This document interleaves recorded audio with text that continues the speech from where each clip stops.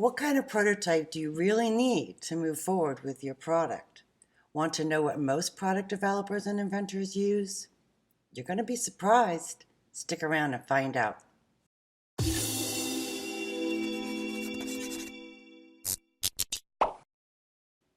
Hi everyone, I'm Alex Reed, the founder of Inventinsight, an online platform that offers affordable and free courses on product development and product licensing, and they're for anyone that's looking to get their ideas to market.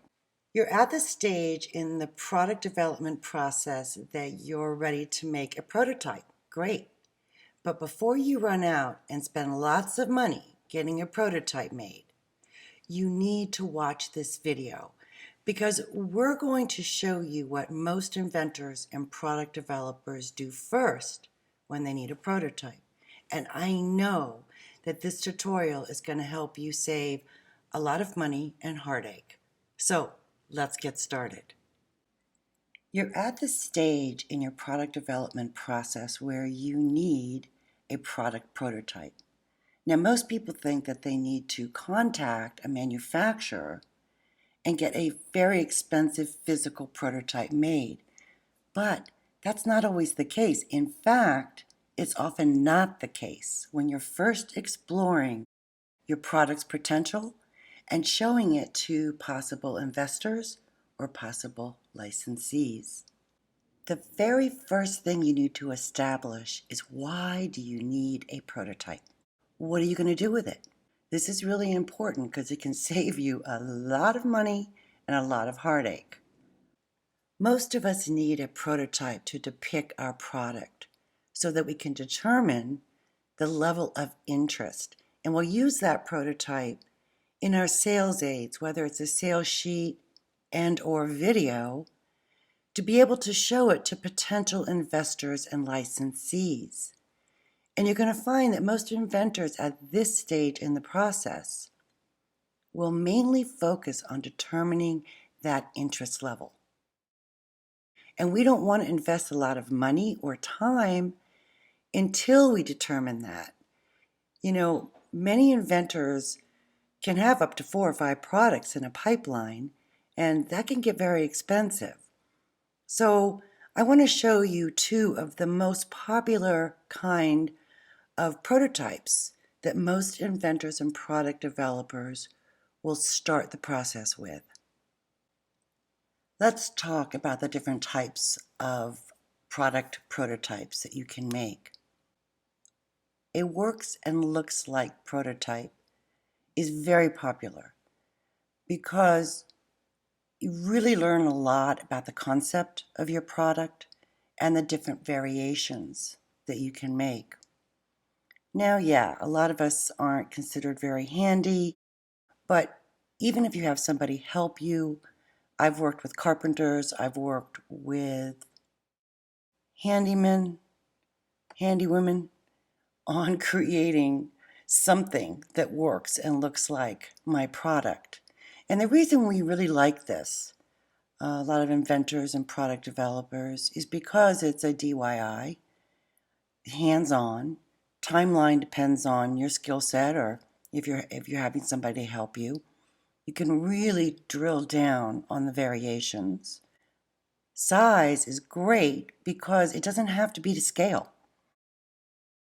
And material, most of us will not make our works and looks like prototype in the actual material of our product because we are looking for materials that are inexpensive and malleable. And the cost is usually not that expensive.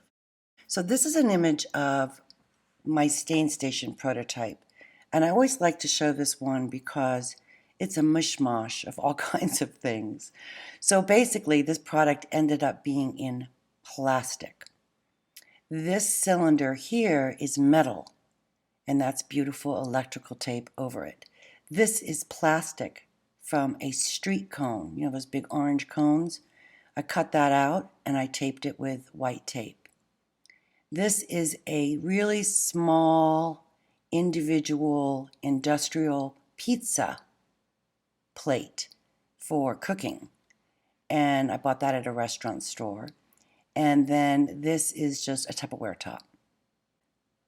So we always highly recommend that even if it doesn't look like, when you're proving the concept of a product, you can find things that work similar to what you are trying to prove in the concept of your product.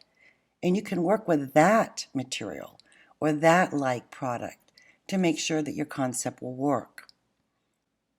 Product renderings are actually the most popular kind of prototypes that most inventors and product developers will use in order to depict their product, to show the benefits, and determine interest.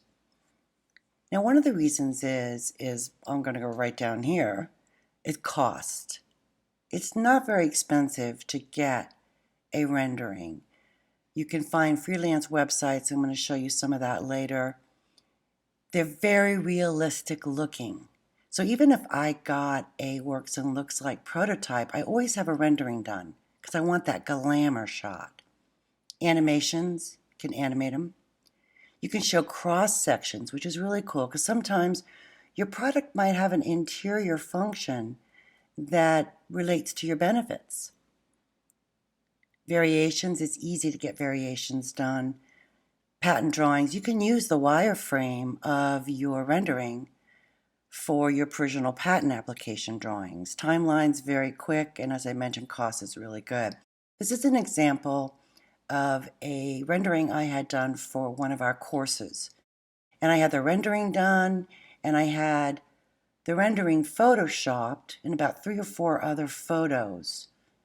And I had all this done, and it was only $30.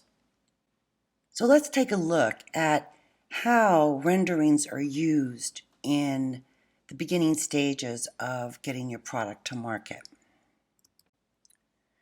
One thing I suggest you do is Google product renderings. Hit this image tab, and you're going to see a lot of great examples of products that have been rendered and also how they're depicting that product and how realistic they are. And another great place to learn more about how renderings are used in the process of your sales aids and depicting your product to find out the interest level is go to like Indiegogo or Kickstarter, any kind of Kickstarter platform. Many of these companies are in the process of raising money to develop their product, and often they will start with a rendering. Check it out. Go on and look at all these different products and see if it looks like a rendering or the real physical prototype. It's very difficult to tell because that's how realistic renderings are. And with the ability to be able to Photoshop renderings and animate renderings, very difficult to see if it's a real product or rendering. So this is a great place to learn. It's also a great place to learn about how to depict your product and showing the benefits. I want to show you this real quick. Here's an example of a rendering that's animated. And then we're going to move down here. You can see it again.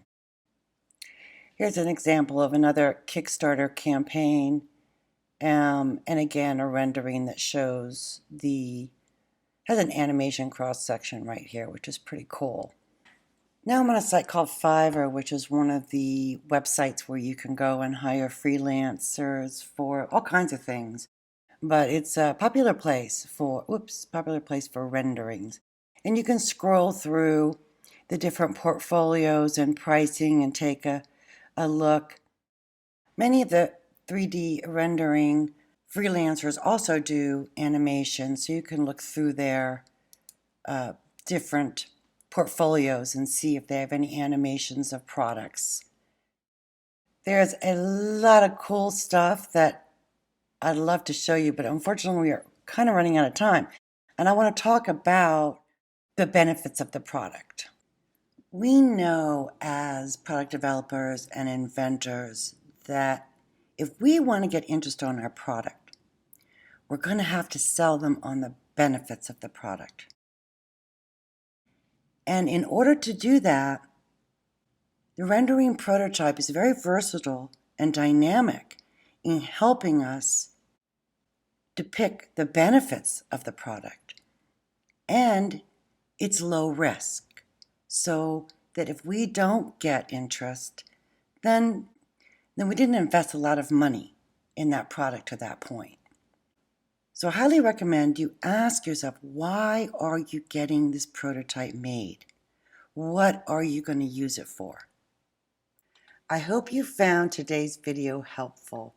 Please comment below. We would love to hear from you. Also, check out the links that we provided on related topics. You can find it in the description area. If you want to see more videos like this, hit that subscribe button and click the little bell to hear about any upcoming videos we post here at our Inventinsight YouTube channel. Thanks for watching.